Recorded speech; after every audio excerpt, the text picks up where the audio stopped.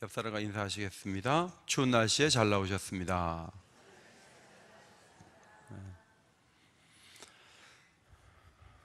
제목은 모르드게와 하만입니다. 에스더가 왕후가 되었습니다. 기적 같은 일이 일어났습니다. 그래서 제국이 너무 잘 되고 웃음꽃이 피고 그러면 너무 좋겠는데, 그 다음 단계는 이제 악이 날개를 펴고 온 세상을 품으려는 듯 그렇게 움직이는 비극이 또 기다리고 있었습니다.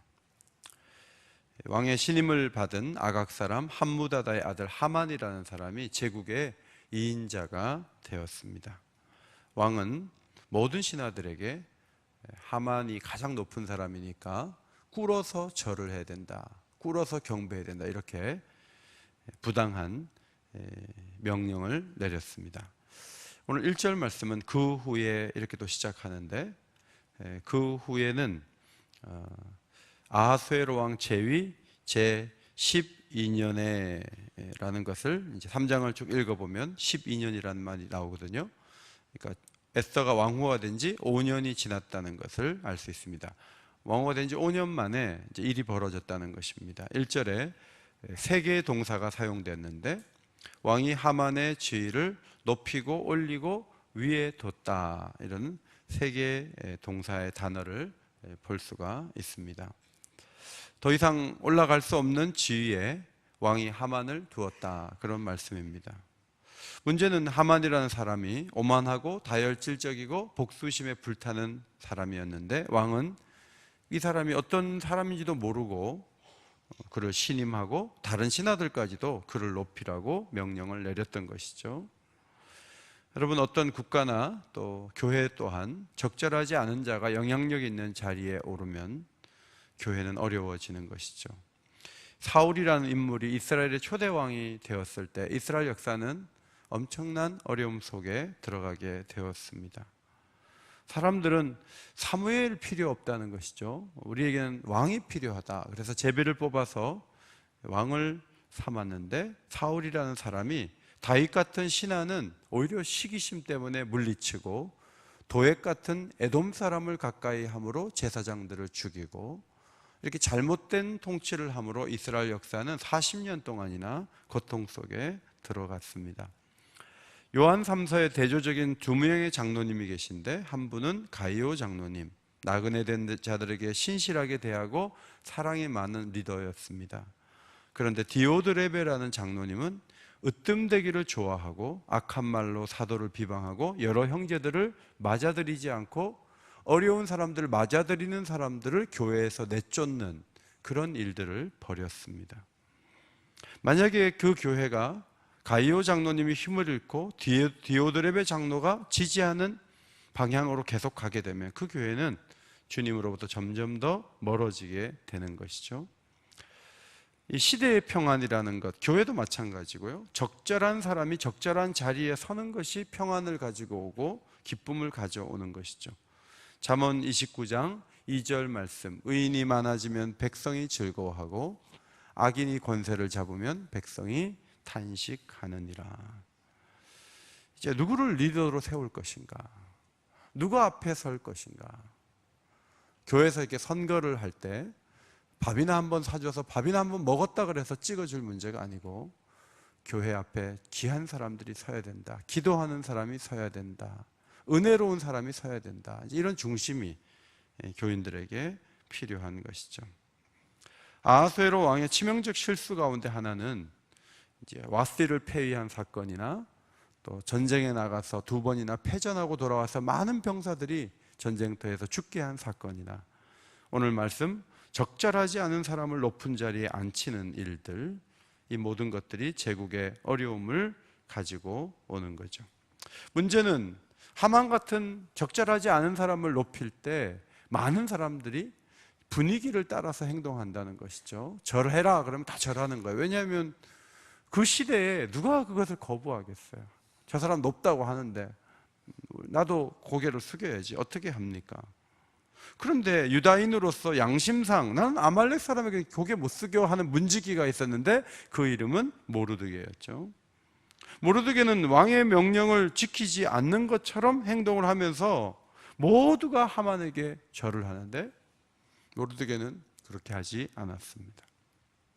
그래서 사람들이 그러면 되냐고, 그러지 말라고 그랬어요. 2인자, 제국의 2인자란 말이죠. 127도의 2인자예요. 그러면 미국의 국무장관보다 더 높은 사람인데 일개 문지기 주제에 어떻게 그럴 수 있느냐, 그러지 말라. 그러니까 사람들은 이제 어떤 생각을 했냐면, 모르드게가 하만이 높은 자리에 오르는 것을 시기하는구나. 이 왕후의 사촌 오빠인데 자기는 계속 문지기로 묶여 있는데 누구는 출세를 한 게 꼴사 나와가지고 절을 하지 않고, 왕후가 내 동생인데 나를 어떻게 하겠어 하면서 저렇게 배짱을 부리는구나. 이제 사람들이 그렇게 이해를 했던 것이죠. 근데 모르드게가 왜 그렇게 문지기가 돼갖고 절을 하지 않았을까? 두 가지 이유를 말씀드릴 수 있습니다. 첫째로는 사망 아래 있는 인간에게, 하만 같은 악인에게 지나친 경의를 표하는 것은 있을 수 없는 일이다, 이렇게 생각을 했다는 것이죠. 에스더서가 우리는 10장까지 10장까지 있는데요, 이제 외경은 이제 13장도 있거든요. 13장도 있는데 거기에 그 모르드게의 기도가 나옵니다. 그 기도문을 제가 읽어 드릴게요. 여호와여, 제가 오만한 하만에게 절하지 않는 것은 그를 경멸하거나 나의 교만 때문이 아님을 주께서 아시나이다. 이스라엘의 구원을 위해서라면 나는 기꺼이 그의 발바닥에도 입맞출 수 있습니다. 다만 제가 그렇게 한 것은 사람의 영광을 하나님의 영광보다 높이지 않고 오직 주 외에는 어느 누구에게도 절하지 않고자 함이니이다. 높은 자리에 있는 사람을 존경하고 또 대접을 해주는 것은 마땅한 일이지만 하만을 두려워하지 않는다. 하만이 내 미래를 주장하지 못한다. 모든 경배는 하나님께만 돌린다. 이런 생각이 이 모르드게에게 강하게 있었다는 것이죠. 두 번째는 아말렉은 하나님이 그들과 영원히 싸울 것이라고, 하나님이 아말렉과 계속 싸울 것이라고 말씀했던 그런 민족이었습니다. 출애굽기 17장 16절 말씀이죠. 앞에 보시고 출애굽기 17장 16절 읽겠습니다. 시작. 여호와께서 맹세하시기를 여호와가 아말렉과 더불어 대대로 싸우리라 하셨다 하였느니라. 우리가 잘 아는 모세의 그 기도 사건 있잖아요. 손을 이렇게 들면 여호수아가 이기고 손을 내리면 지고 했는데, 이 전쟁이 어떻게 시작됐냐면 아말렉이 먼저 싸움을 걸어왔어요. 하나님 보시기에는 이스라엘 백성이 출애굽한 후에 최초로 싸움을 걸어온 종족이 아말렉 종족이에요. 그런데 하나님은 어떻게 간주했냐면, 내 백성을 건드려? 내 백성을 쳐? 그거는 나를 무시한 거야. 하나님 그렇게 받아들이셨어요.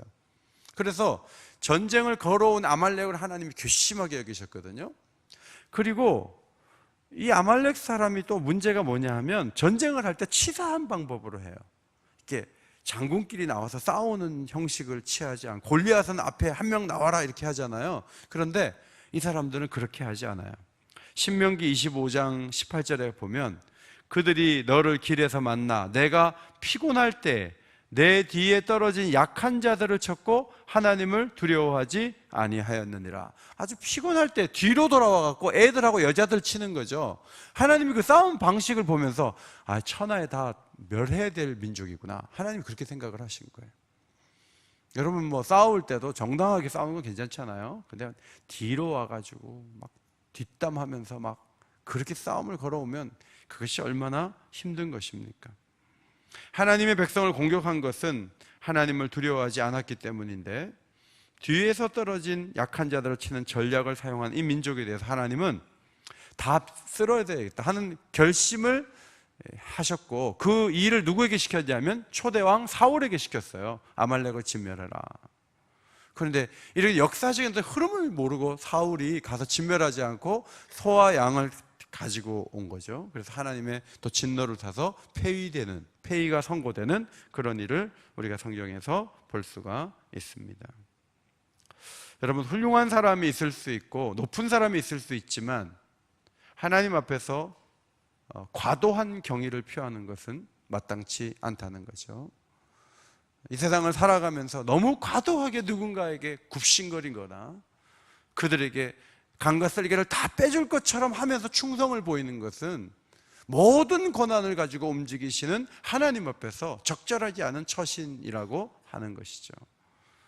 그래서 여러분들이 이제 회사에서 술을 다 마시는데 죄송합니다. 저는 크리스찬이고 계속 술을 마시지 않아왔습니다. 미안합니다. 이렇게 하고 딱 뒤로 빠질 수 있어야 되는데 혹시 이거 술잔 안 받았다가 불호령이 떨어지거나 한 달 후에 있을 그 진급 심사에서 내가 떨어질 것 같은데 하면서 그 술잔을 받고 폭탄주를 그걸 다 마시고 그리고 집에 어쩔 수 없이 오는 그런 모습으로는 살지를 말라.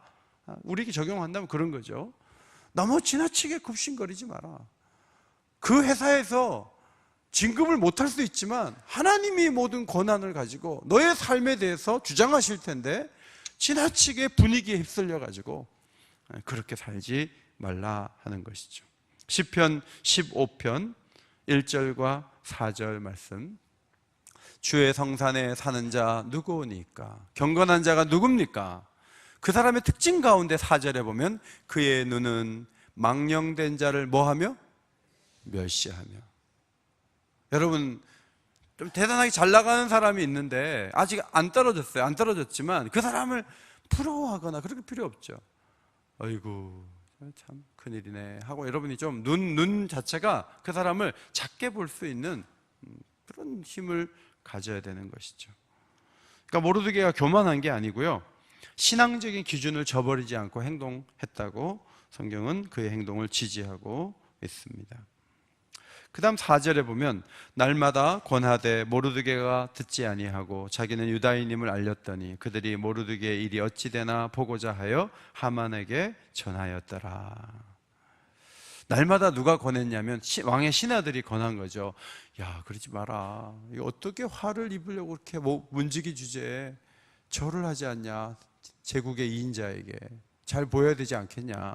근데 그 얘기를 날마다 했다는 거예요. 그러지 말라고, 그러지 말라고. 모르드게가 한두 번 얘기했을 때 그 다음부터 숙이면 되는데 하만이 왔다 갔다 할 때 안 숙이는 거죠.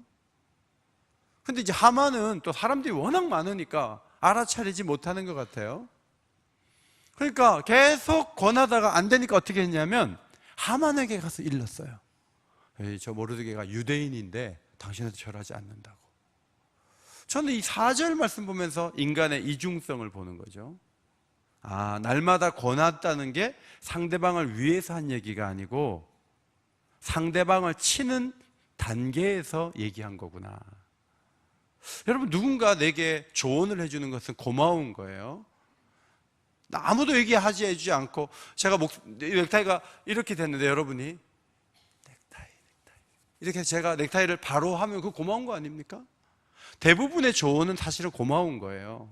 좀 어렵지만 관계 악화를 예상하면서도 잘해주기를 바라는 마음에서 얘기를 해주는 것은 굉장히 고마운 일이에요.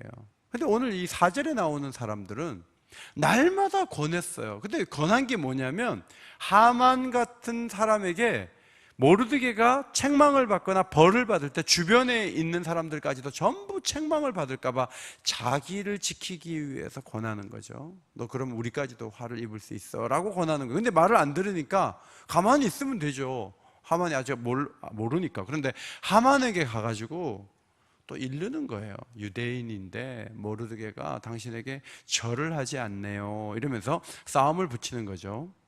그렇게 하면서 하만이 어떻게 처리하나 보자 하는 거예요. 여러분, 이것은 거의 모르드게를 죽음에 내모는 일입니다.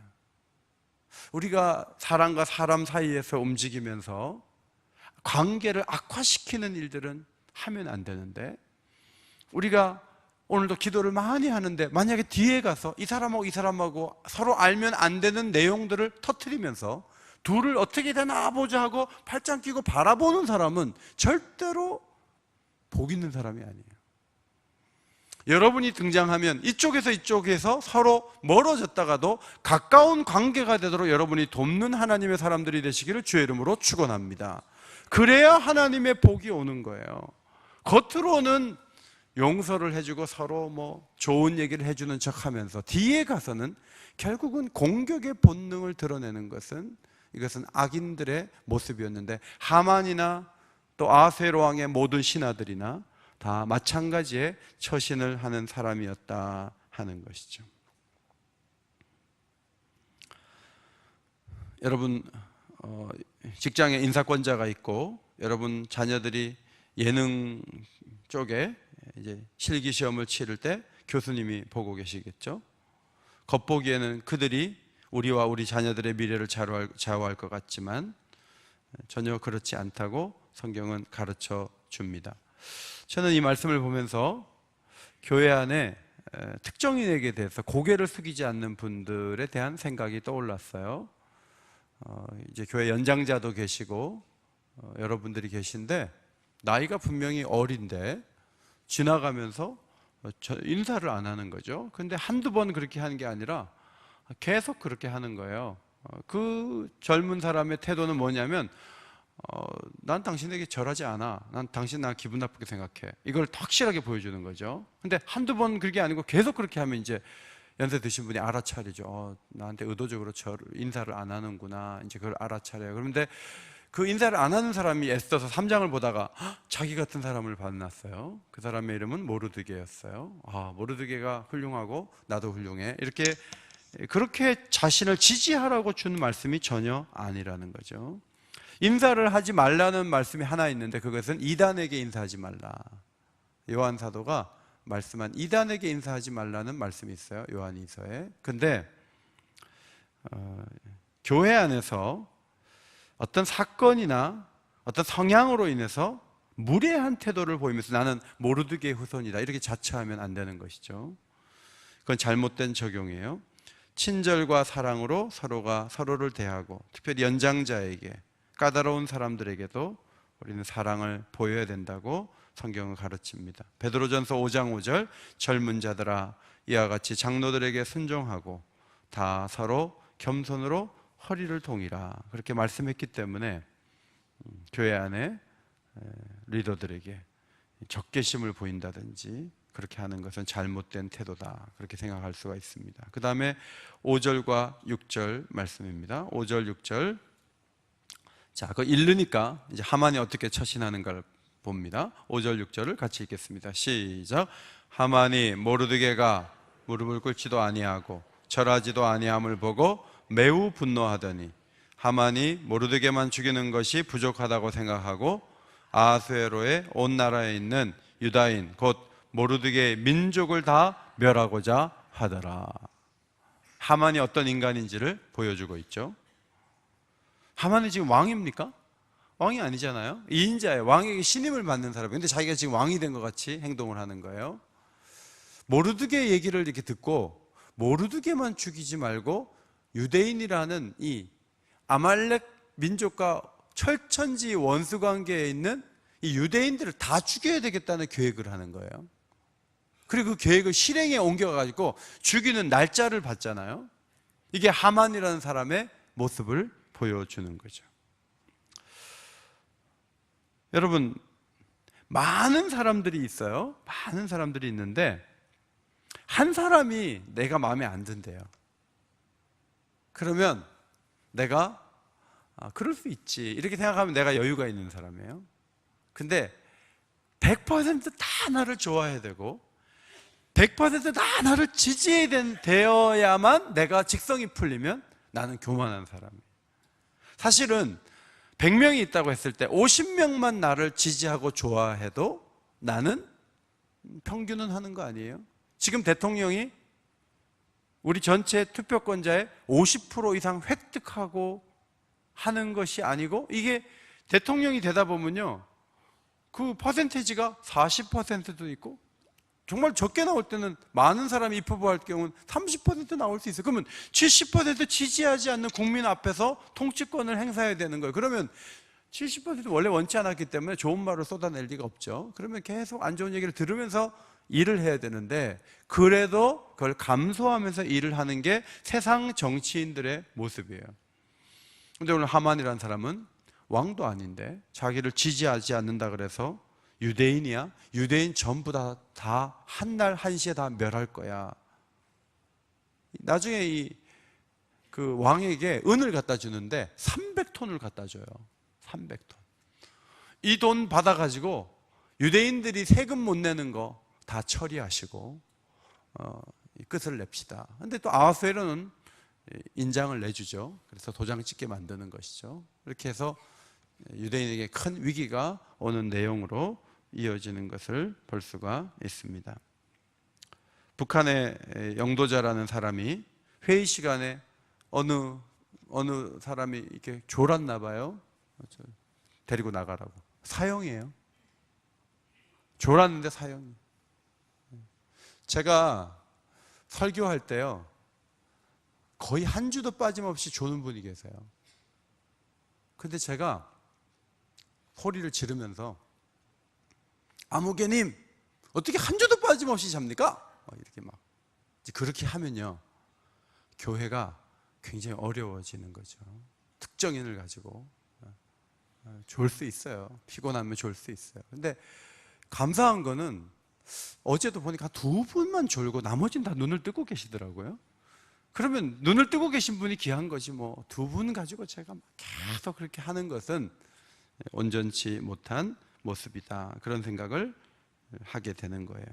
어쨌든 이 말씀을 보면서 하만 참 나쁜 사람이구나 라는 것은 인정하는데, 여러분을 반대하거나 여러분을 싫어하거나 여러분에게 비판적인 태도를 취하는 사람이 나타났을 때 여러분은 하만 같은 분노의 기질을 갖고 있는지, 또 나를 섭섭하게 한 그 사람이 있는데 그 사람의 아들이 지나가는데 그 아들이 보기 싫은 눈을 내가 갖고 있는지, 그 사람과 이 아들은 별개니까 그 아들하고는 뭐 전혀 관계없이 막 웃고 웃을 수 있고 악수할 수 있는지, 아니면 그 집안 식구들이 다 싫고 그 사랑방 같이 다 싫고 그 사람 성을 가진 사람 다 싫고, 이래가지고 내 마음대로 이렇게 적들을 많이 만들어가지고 그냥 그렇게 처신하는 사람은 아닌지, 이제 여러분들 잘 좀 자신을 돌아보면 좋겠어요. 제가 지난 금요일 날 그 장례식을 2번 갔다 오고, 또 저희 어머니 막 입원해서 매일 병원을 가고 막 굉장히 바쁜 시간을 지난주에 보내면서 원고에도 없이 막 여러분에게 지나친 책망을 드린 것에 대해서 제가 사과를 드리고 싶어요. 집에 갔더니 제 아내와 저희 딸이 일주일 내내 그렇게 기도하느라고 애쓴 우리 교인들에게 목사님이 과도한 설교를 하셨다, 이렇게 하면서 책망을 하시더라고요. 두 분이. 그래가지고 제가 뭐 잘못한 거니까. 근데 제가 심리적으로 김주식 목사님 돌아가신 이후에 굉장히 큰 충격이 또 왔어요. 그래서 심리적으로 많이 불안한 가운데 설교를 했다, 그런 생각을 했는데, 어제 우리 장로님들 가운데 교인들이 목사님 그 설교를 듣고 상처를 받은 분도 계시고, 그래서 제가 죄송하다 그랬어요. 죄송하다고. 근데 제가 이제 가만 생각해 보니까, 제가 43살에 옥인교회에 왔는데 43살에는 그런 얘기가 제가 감당이 안 됐어요. 저에게 누가 비판적인 태도를 취하면 저는 굉장히 흥분하던 모습이었어요. 근데 제가 가만 생각해 보니까 제가 심리적으로 많이 불안했고, 지난 금요일에는 오히려 다른 목사님을 세우면 좋았을 텐데, 이제 그런 생각이 드는 거예요. 어쨌든 여러분에게 과도하게 한 부분에 대해서 누군가 얘기를 하면 그것이 저를 사랑해서 한 얘기인 걸 제가 알고 있잖아요. 그러면 제가 사과를 해야죠. 사과를 하고 여러분에게도 죄송하다는 말씀을 드리고 싶고. 그런데 이제 그런 일 앞에서 목회를 그만둬 버릴까? 그럼 설교를 뭐 어떻게 하라는 거야? 왜 설교 가지고 간섭을 하고 그래? 이제 그렇게 제가 막 머리 구조가 돌아가면 정말 목회를 그만둘 때가 된 것이죠. 성도 여러분, 반대가 있을 수 있고, 내게 또 어떤 쓴소리를 하는 사람이 있을 수 있고, 조언이 들어올 수 있을 때 여러분이 받아들일 만한 것들은 받아들이고, 또 모든 사람과 더불어 평화할 수 있는 하나님 백성들이 되시기를 주의 이름으로 축원합니다. 인생의 제일 되는 목적은 하나님을 영화롭게 하는 것이죠. 자기를 기쁘게 하거나 자기를 높이는 것이 우리 행복의 요건이고 우리가 살아가는 목적이 아닌 것이죠. 예수님께서 말씀하신 원리는 이것입니다. 요한이 예수님께 이런 말을 했어요. 우리를 따르지 않는 어떤 자가 주의 이름으로 귀신을 내쫓는 것을 보고 우리를 따르지 아니함으로 금했다 하자. 예수님은 그들을 금하지 말라 하시면서 이렇게 말씀하셨어요. 따라합시다. 우리를 반대하지 않는 자는 우리를 위하는 자니라. 우리를 반대하지 않는 자는 우리를 위하는 자라는 것이죠. 이것이 주님의 방식이에요. 요한과 예수님의 접근 방식이 굉장히 달랐는데, 예수님은 어떤 분이죠? 맞대어 욕하지 않으시고 고난을 당하시되 위협하지 않으시고. 어제도 지난주일에 오셨던 강사님이 주셨던 상처가 별이 되어 최근에 나온 책을 지난주일에 주셨거든요. 그 책을 어제도 쭉 봤는데 이제 돌아와서 제일 큰 아픔이, 아프간 사람들이 44세에 평균 죽고 세계 GMP 순위가 176이에요. 물이 없어갖고 씻지를 못해서 이 머리에 헌대가 있는 애들이 너무너무 많아요. 가서 머리 감기는 사역하고 피납됐다가 돌아왔는데, 한국에서는 무슨 얘기를 하냐면 백화점 쇼핑 다녔다,